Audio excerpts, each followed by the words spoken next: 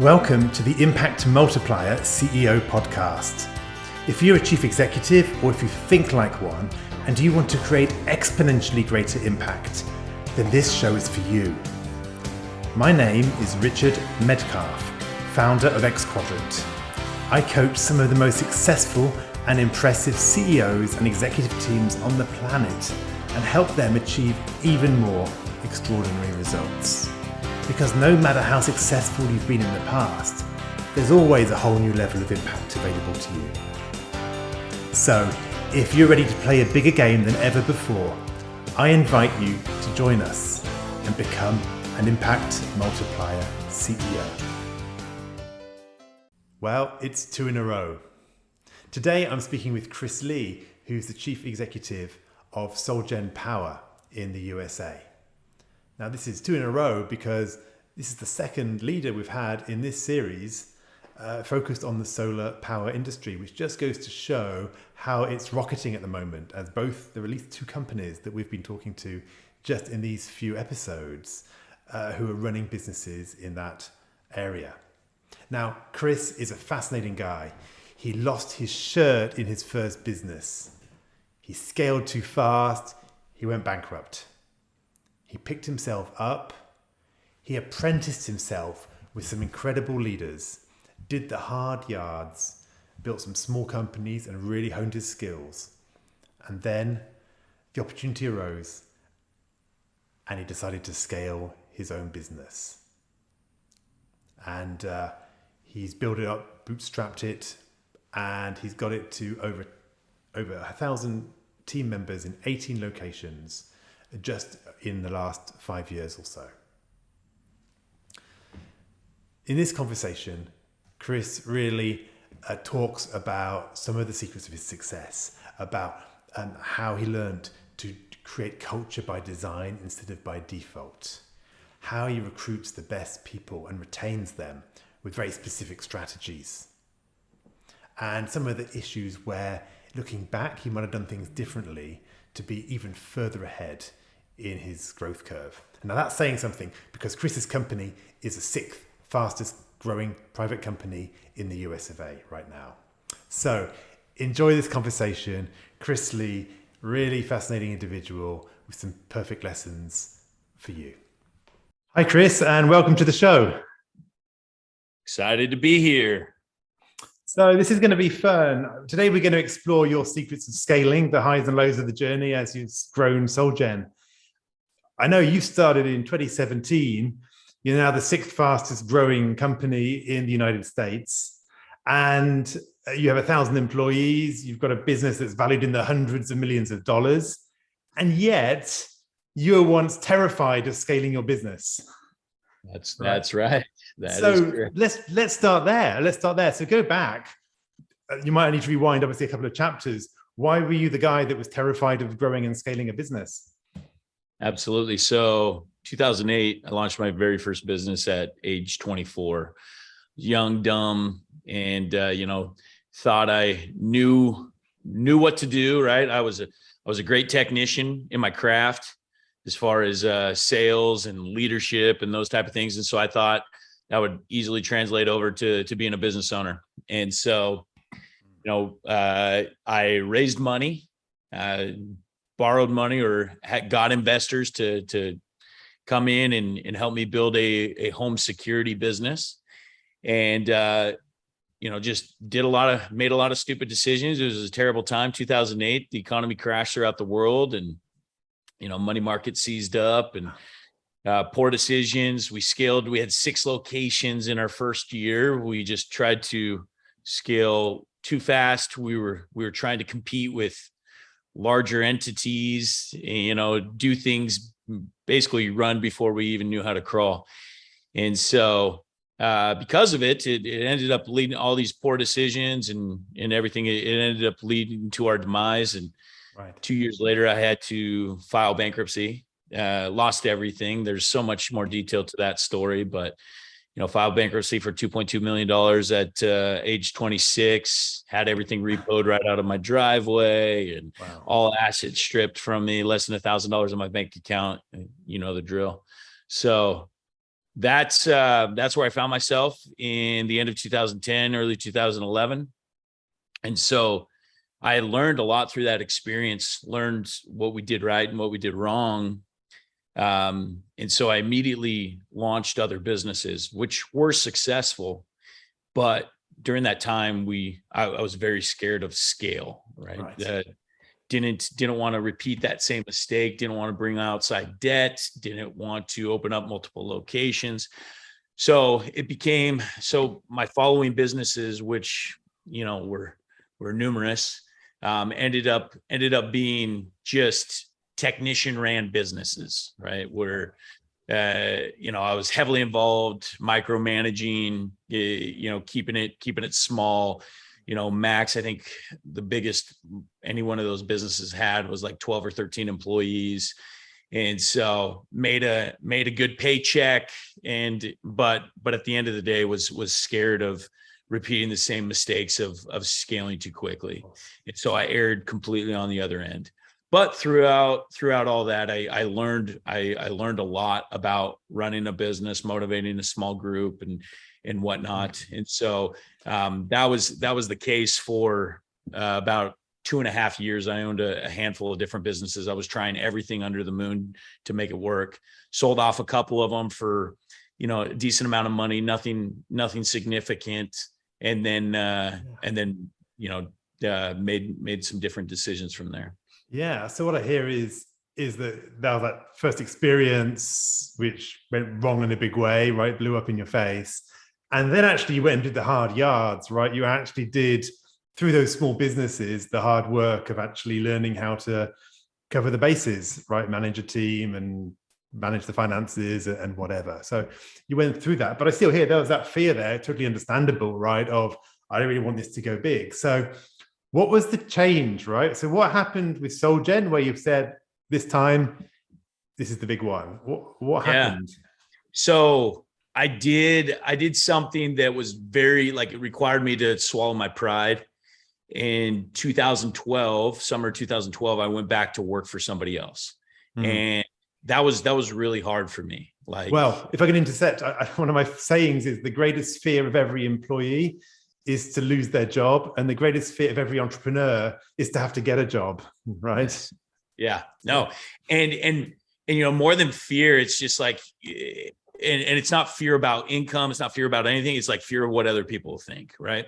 And that's one of the things that I learned throughout my journey is you got to stop caring about what other people think. You just got to do what's best for you. And so don't do things to compete. Don't do things to impress. Right. That's when real businesses ran. And so in summer 2012, I went back to work for somebody else, and it was purely, one, it required me to come to grips, hey, I'm no longer to be the man in charge. And I got to be okay with that. But two was with the intention to go and study and basically receive paid education.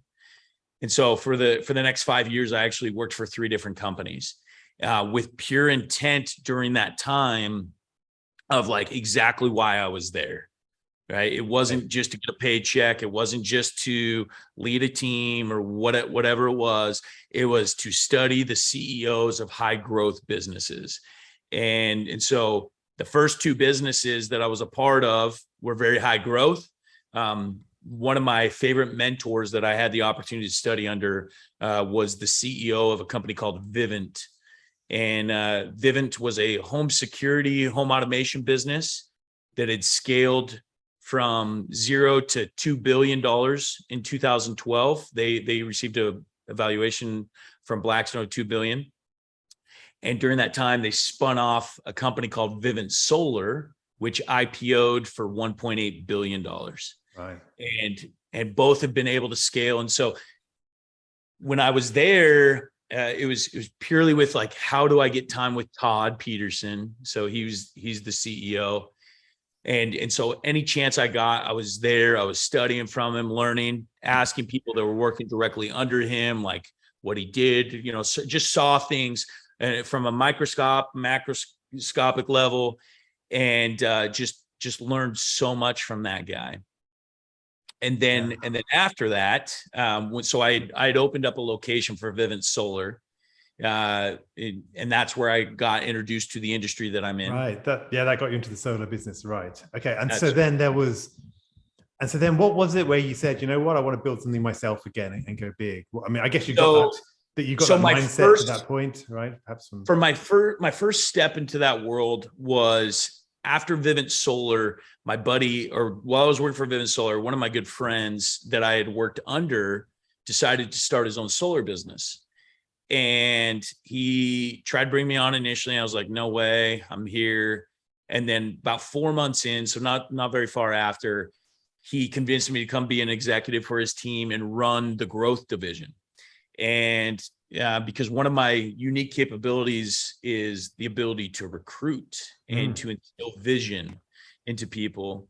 And so he brought me on as a vice president of human capital. And my whole job was to go out, recruit, build recruiting teams, build an organization. So I worked there for 2 years. And during that time, and so for this was kind of like stepping into, because it was a startup, right? It wasn't super secure, but it wasn't my own thing.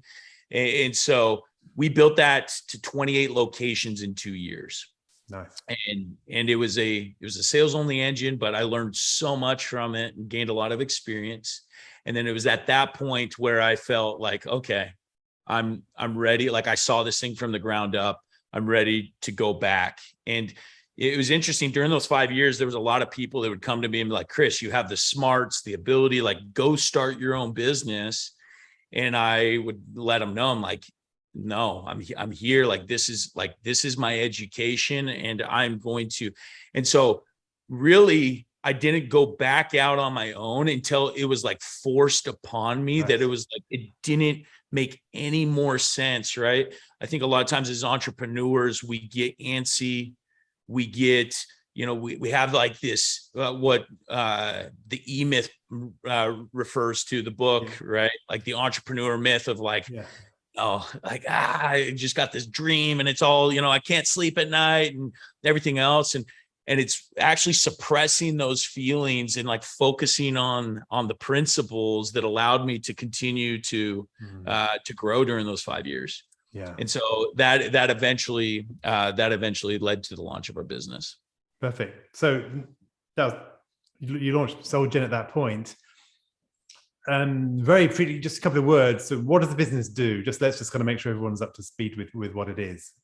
So we are a solar provider. We residential, 99.8% of the thing that we do is residential, because my background is in residential marketing sales. And we do solar distribution, marketing, sales, installation, and financing. The only thing that we don't do in that space is manufacture.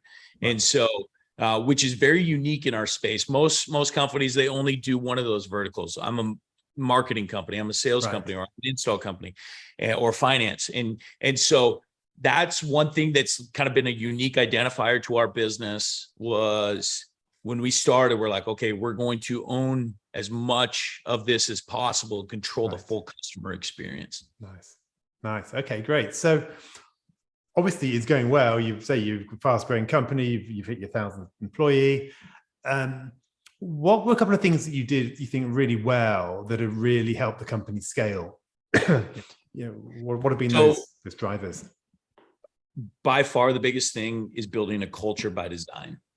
Right. So culture happens either way. It's either by design or by default. Right.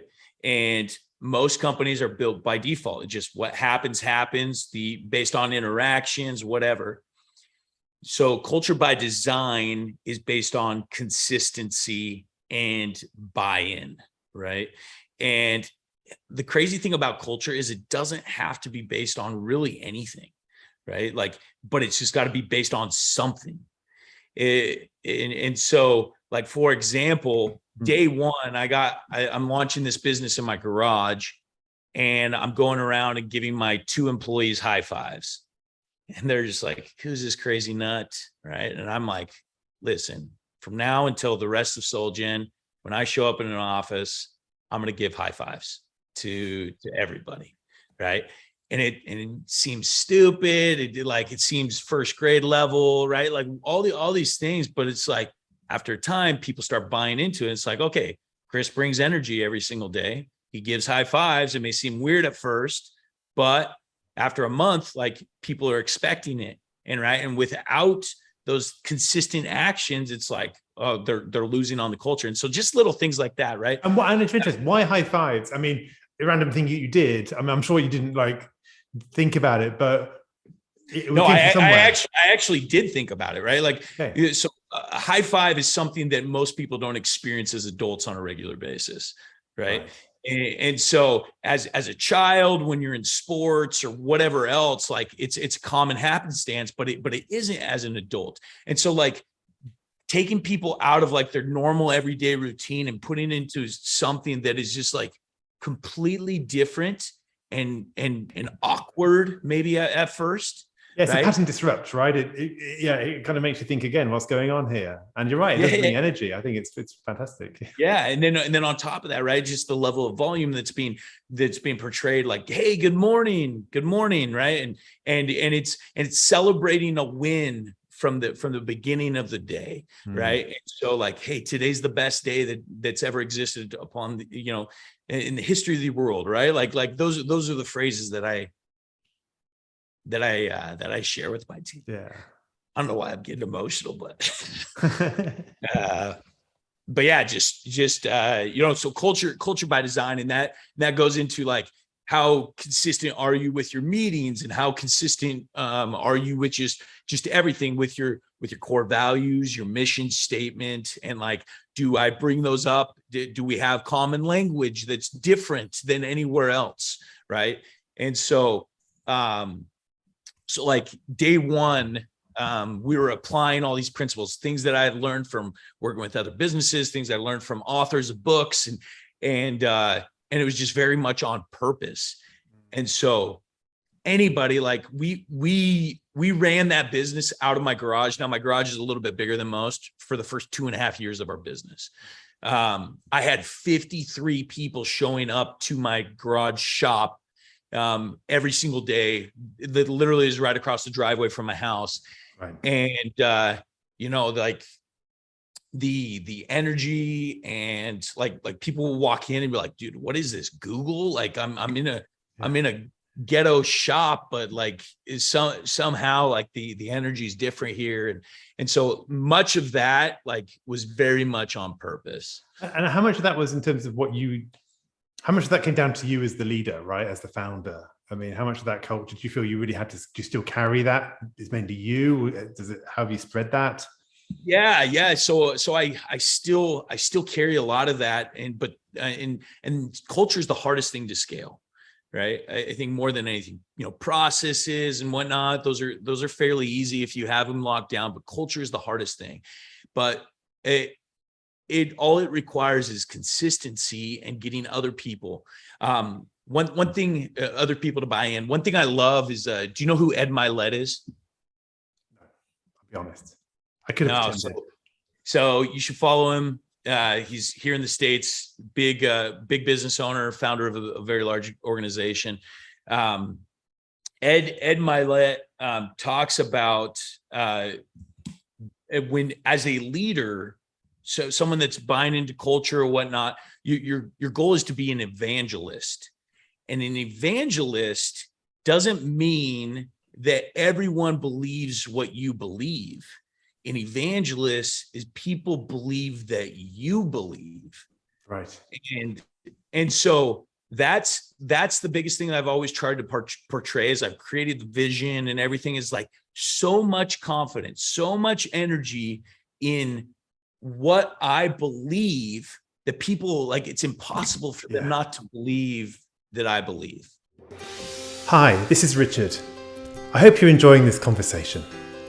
This is just a quick interlude to tell you about my book, Making Time for Strategy, which is being released in January 2023. It deals with perhaps the number one challenge I've come across in my coaching work with top executives: how to get out of the weeds of operations and make time for the high impact strategic work that will lead to breakthrough results. If you're serious about multiplying your impact, you do need to elevate your use of time.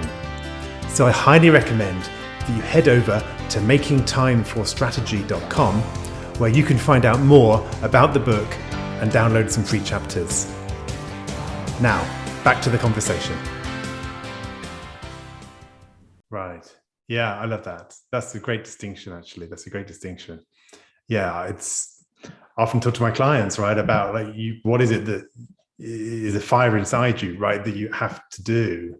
Because you say say this to yourself. If you don't believe it, no one else is going to believe it, right? And people see if you hesitate, if you're not actually all in with whatever it is you're up to in the world. So yeah, I love that. Exactly. And so that culture has been a key part of it. Is there anything else that you would point to say, you know what, as we kind of built this business, this was something that we really nailed? Yeah, I mean, it's building with the right people and like targeting the highest level of individuals, not being scared, right? So, when businesses are first starting out, the owners typically feel like they're the smartest person in the room, right? They're bringing in employees, and a lot of times we're like, okay, what's the cheapest person I can get to do this job, or whatever it is. And a lot of times we're scared of people that are as smart as us or smarter than us, right? And so shifting the point, like, I need so many people way smarter than me, way more capable, way more experienced. I need those people on my team. And so, day one, I was targeting the best, and getting them to believe that I believed in the vision, right? And so recruiting those type of people, and one thing that's really helped in our recruiting is like my top level management from the beginning, we tied into the long term, right? So we had executive plans and or equity plans in place. And there's actually a methodology that I use, that I developed through my experience with these other organizations, what I was seeing happening with other businesses, ones that worked, ones that didn't, all these things like that. And this is actually something that I teach, and I've taught over in France, and I've taught in throughout the US and whatnot. And it's this structure. It's called the 6-18-3 year. And what it is to attract the highest level of individuals, people that are willing to come in and work for hardly nothing, right? Like, I'll give you an example. There's a guy on my team named Matt. He had sold a business for a few $1 million. He was sitting well, 28 years old, super high tech, really like didn't need to work another day in his life, had great investments, everything like that. We convinced him to come in and take a $40,000 a year salary, which is like close to minimum wage here in Washington State. And with the upside of equity, and the way that we structured was this 6-18-30 or 3-year methodology. And what it is you take the amount of equity. So for example, this guy, we gave him 8% of equity in the business. Now you don't need to, it's kind of this thing, like the longer you're in business, obviously the less equity you got to give, right? Up front, it requires a little bit more because there's literally just a hope and a dream that you're building off of. And so this particular guy, we did an 8% equity split play. And the way it was structured was at 6 months, he would receive 50% of that. And then at 18 months, the other 50% would vest. And then at 3 years, if he did not work for 3 years, the whole amount could actually be retracted. And so let me walk through the way that it is structured and the mentality behind it. The reason for 6 months is twofold. One, 6 months is the longest any honeymoon period can last. Right. When you bring on a partner, when you start a business, there's going to be a honeymoon, right? Like, hey, we're going to take over the world. There's nothing that can stop us. You believe they have great intentions. They believe you have great intentions. But during that 6 months, you're going to find out what that person is really made of. And I've never seen the honeymoon period last longer than 6 months, right? To be deceived. Yeah. You're going to know. You may know day 2, you may know month 2, but for sure you'll know in 6 months. Yeah. And so the reason I want to vest as fast as, so the second fold is I want it to vest as fast as possible. So this guy sees like, hey, I can get an immediate result. If it's not going to work, I'm going to cut him out. He's not going to vest anything, and we're done. But if it does work, right, he's going to get that first 50%. And the reason I want him to do that is not only see it quickly, but I want to get distributions. I need to run a profitable business that I can get distributions out as fast as possible. Right. Because once somebody tastes the blood, right, of distributions, they're hooked, right? And they want more. Got it. And so, and then 18 months is very similar, right? It doesn't seem like a very long time, right? It's very attainable, but it also has them in, right? So now you have another 12 months to evaluate this relationship. And so, but then 3 years, like I said, if they leave before 3 years, or you decide to get rid of them before the 3 years, everything's retracted. Now they get to keep the distributions that they received up until that point, right? So there's nothing there. They just forfeit their ownership in their equity in the business. And so the interesting thing about this is, like, if they stayed 3 years and 1 day, they could walk away with the business from the business without any obligation and retain equity in my business. Now, nobody in their right mind who you've vetted for 3 years, that's seen returns, that's seen value, is going to want to walk away from that, right? They're like, they're so vested, their roots are so deep, right? Yeah. And a lot of these big companies, they have like 5-year vesting periods, 10-year vesting periods. It's like, you guys are idiots. Like, it doesn't require a 5-year commitment to get somebody fully committed. Yeah, I'm with you. Yeah, I love it. Thank you for sharing that in detail, because I think that, and explaining why you do that, it makes a lot of sense, especially when you're in that high growth phase, right? People don't want to wait 5 years if it's a young business that's going places fast. That's great. I'm aware of time, but I'd just love to cover quite quickly, like, is there one thing that, where you perhaps made a mistake and it made things painful, something like a learning along the way that'd be valuable to share for other people? If I could do it over again, I try not to live in regret, but if I could do it over again, I would actually access capital sooner. So we built this thing completely debt-free, completely. And with like basically no access to lines of credit or anything else.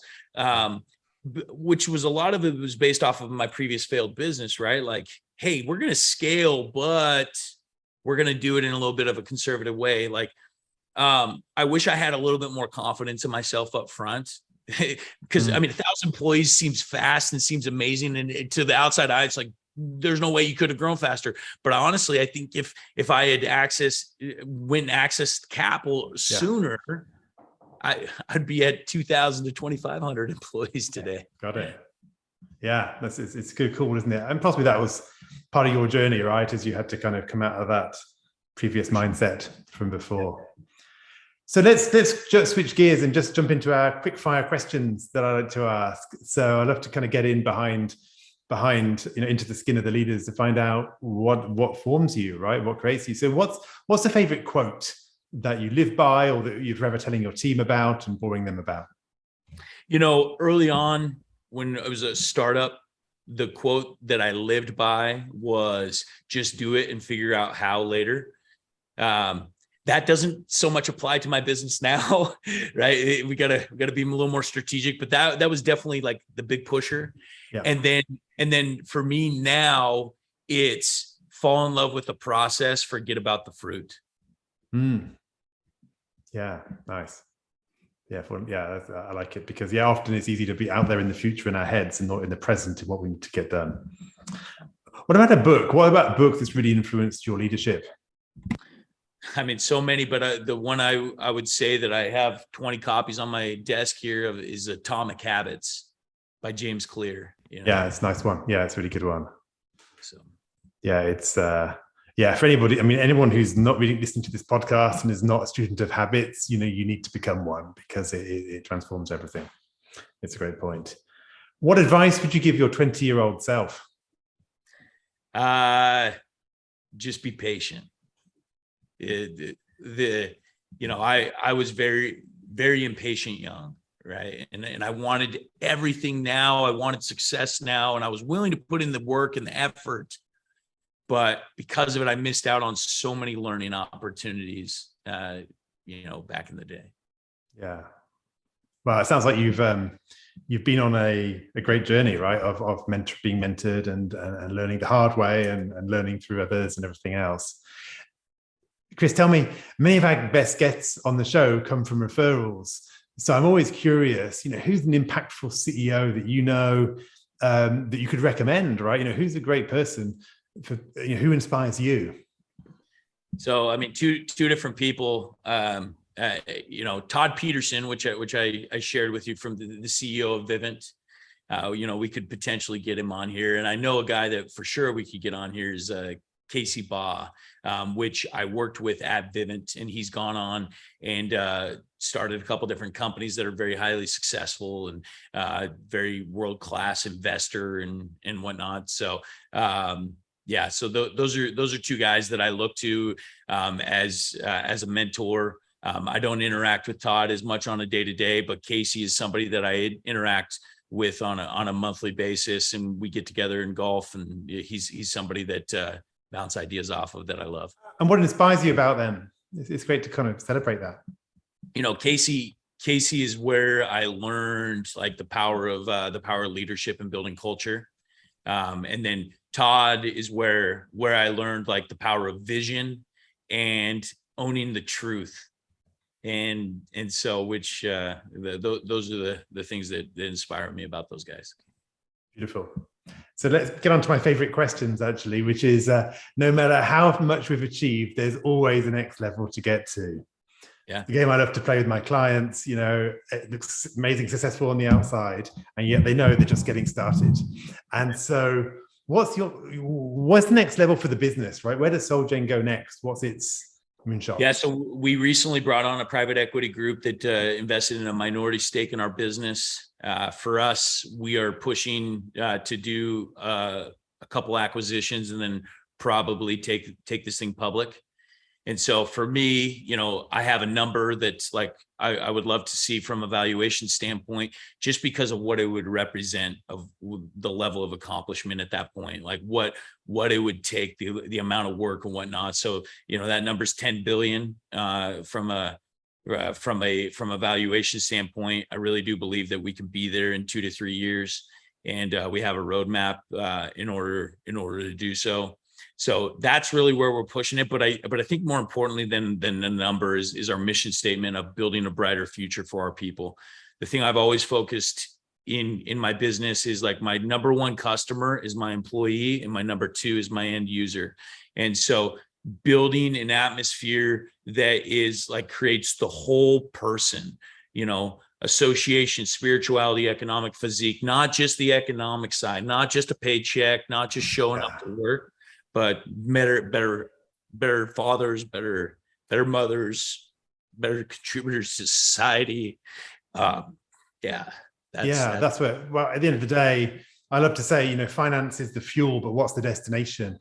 And the destination in terms of impact, this is called the Impact Multiplier podcast, and it's always about people, right?